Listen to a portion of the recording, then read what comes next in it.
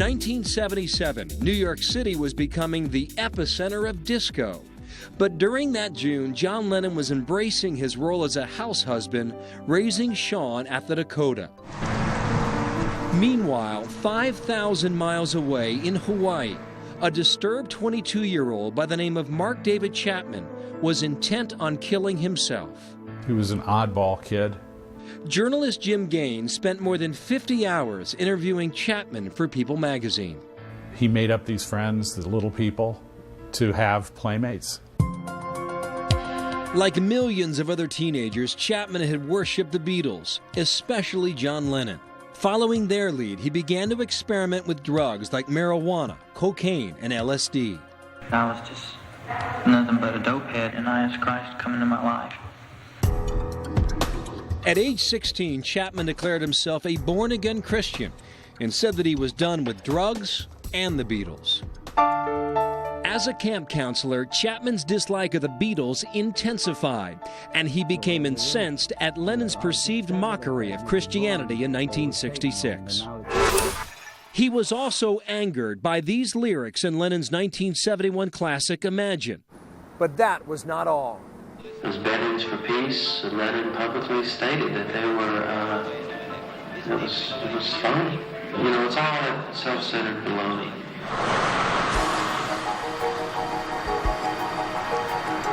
On a beach and deeply depressed, the college dropout and former security guard tried to commit suicide.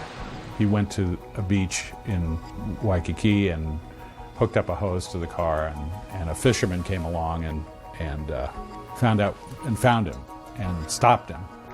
And he went to the mental hospital where he was treated and eventually became a worker. As a maintenance worker at the Castle Medical Center in Oahu, Chapman began dating a Japanese-American travel agent named Gloria Abe. They married in 1979. She knew she was married to a very troubled person. Chapman's demons would not go away. His depression deepened. The little people he imagined as a child were back. His twisted fantasies now including killing a celebrity to make a name for himself. The list included people like Johnny Carson, Elizabeth Taylor, and John Lennon.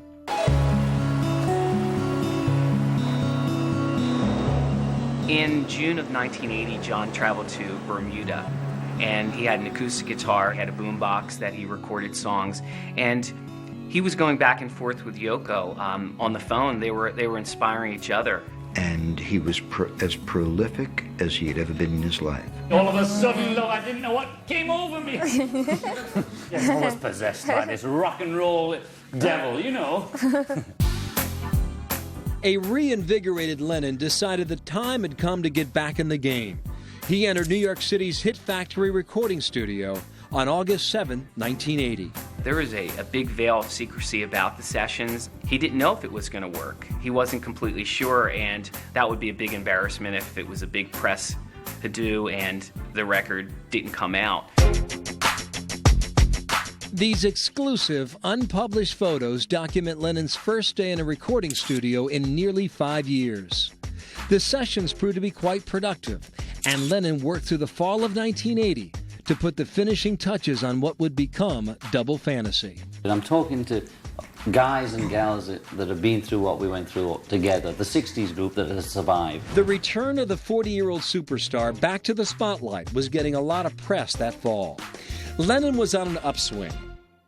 But in Hawaii, now working as a security guard, Mark David Chapman continued his own downward spiral. I was getting depressed again, and I was just sick and tired of everything.